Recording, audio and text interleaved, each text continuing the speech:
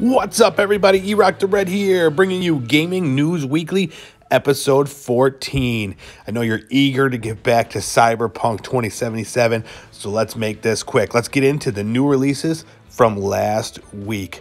So last week, we got the next-gen versions of FIFA 21, Madden 21, and Destiny 2. But in addition to them, we also got a game called Call of the Sea. Now, this game was released for the Xbox Series X and S, as well as the Xbox One and PC. This game looks really cool. I don't have a computer, I don't have an Xbox, and I'm jealous because this game looks awesome. It is an adventure puzzle game set in the 1930s where you're on a quest to find your husband and you get trapped on this strange and beautiful island in the South Pacific. The game looks gorgeous. The gameplay looks fun and interesting. The story, intriguing.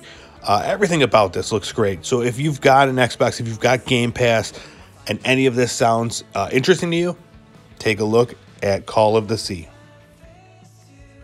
Next game I want to call attention to came out of nowhere. It's a game called Unto the End, out for PS4 and Xbox. Came out on December 9th. Now this is a handcrafted 2D action combat game. It's a single-player game. Beautiful, minimalistic style, all built from scratch by a very small team. The focus is on the combat. It's a challenging combat system where they try to get you to master the skills. You start the game with all the skills you'll need throughout the game, and you just need to master it. It's very difficult from what I've heard. Borderline frustrating at points, but incredibly rewarding when you do get the hang of it. You know, kind of like you would with it if you were actually out there fighting. It's not something you're just button mashing. You actually have to learn what the enemies are going to do and how to combat it. So very intriguing style of gameplay. It looks beautiful. Yeah, I mean, if you're into this very minimalist style, which I am, and definitely looks like it could be a lot of fun. Next up, for all you mineheads, craft freaks, what do we call yourselves? There's got to be a name for Minecraft fans. It's Minecraft Dungeons Howling Peaks, out for all the systems, every Minecraft. This is a new DLC, takes you to the tops of the mountains and in the dungeons, baby. You're going to fight all these things, and you got other things. I don't know anything about Minecraft, but I needed to mention, I know it's a very popular game.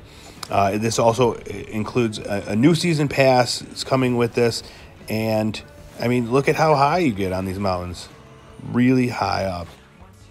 I hope you're not afraid of heights.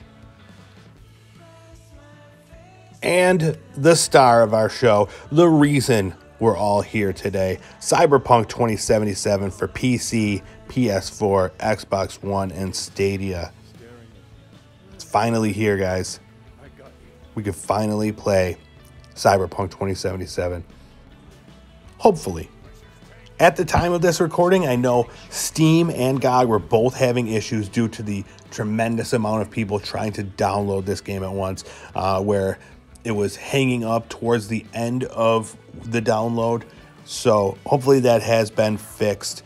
At one point, they said they were getting 17.7 terabytes per second was being downloaded.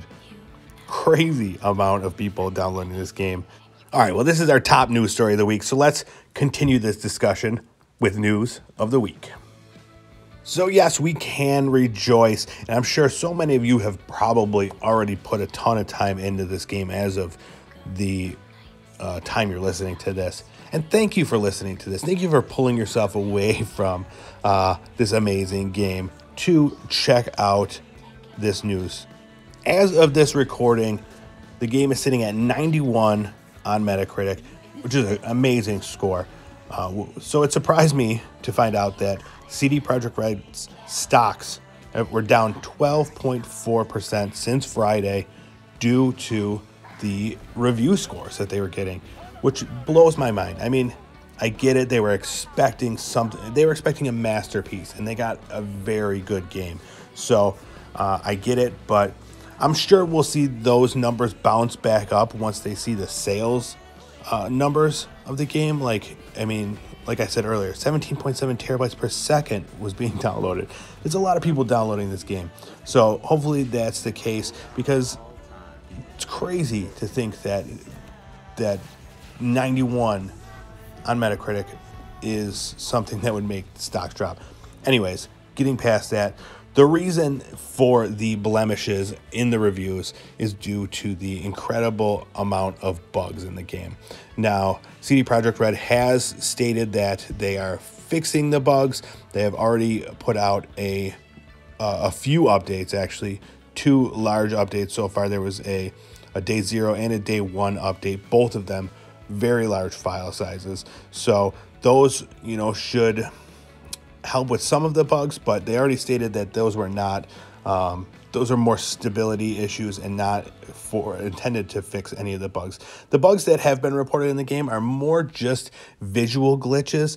They don't affect the game at all, the story, but it does take you out of the story when some of the visuals are being glitched, or the characters that you're supposed to be interacting with are not interacting the way that you would hope for a game like this.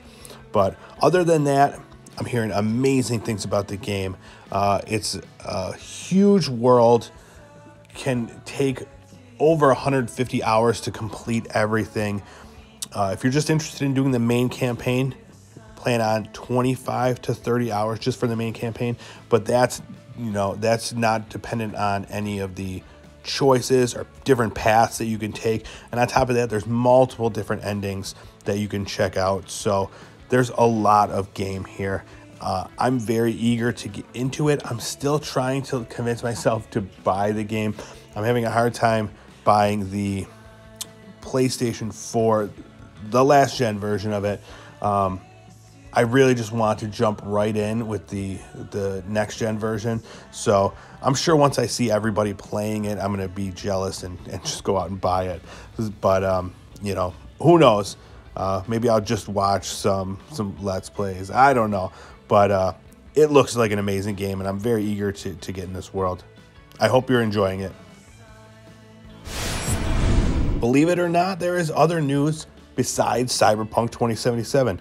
One story being Microsoft released a blog post recently stating that Microsoft, the Xbox Game Pass Ultimate, they are planning on releasing spring 2021 for both Windows PC and iOS systems. So this is big news.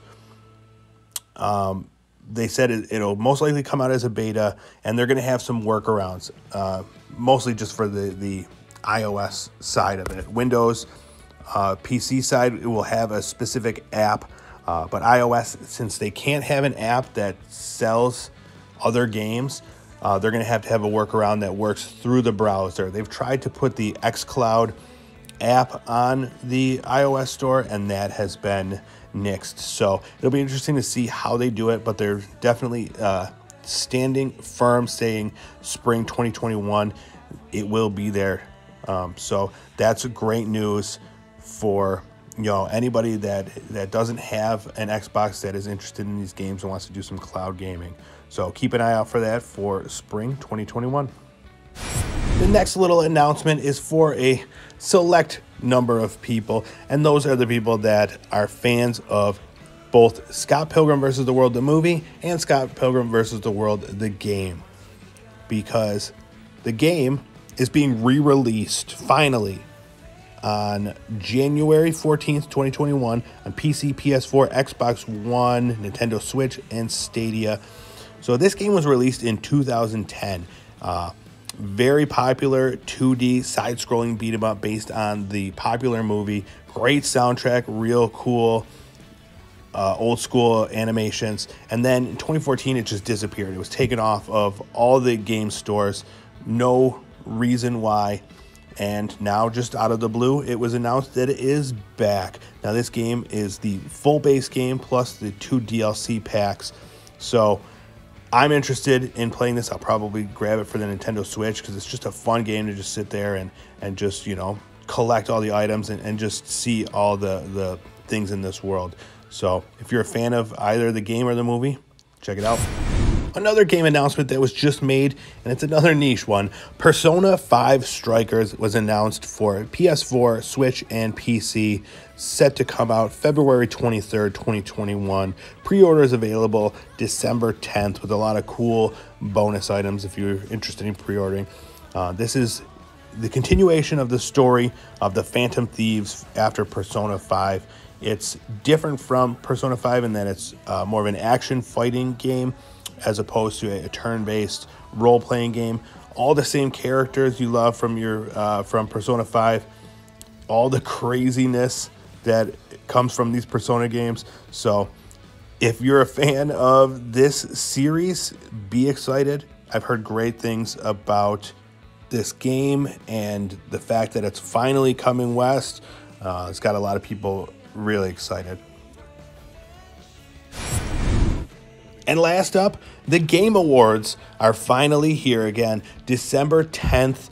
Be ready for a night or an afternoon or a morning, depending on where you're watching, of tons of announcements, musical performances, celebrity guests, awards, speeches, the whole thing. Really excited for this. Jeff Keighley, the creator and host of the Game Awards, said that there will be 12 to 15 brand new game announcements. Now, these are previously unseen games, completely new announcements. So that's super exciting. I plan to do a video after the show highlighting the announcements and some of the takeaways from the awards show. So far, we've had one award. Ghost of Tsushima won the Player's Voice Award. That's the one that's voted on by everybody. A few things that we know are coming.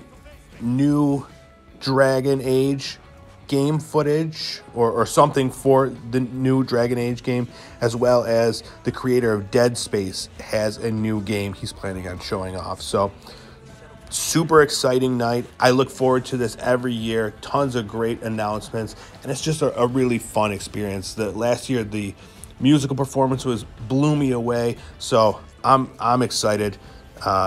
Take a look here for the times for your time zone, and check out my video that I hope to post right after, and leave a comment. Let me know if you watched this show and what you thought of it.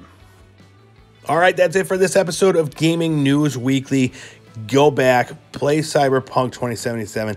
Let me know how it is. Should I buy it? Should I wait? And thanks for watching. I really appreciate it. We'll see you next week. Bye-bye.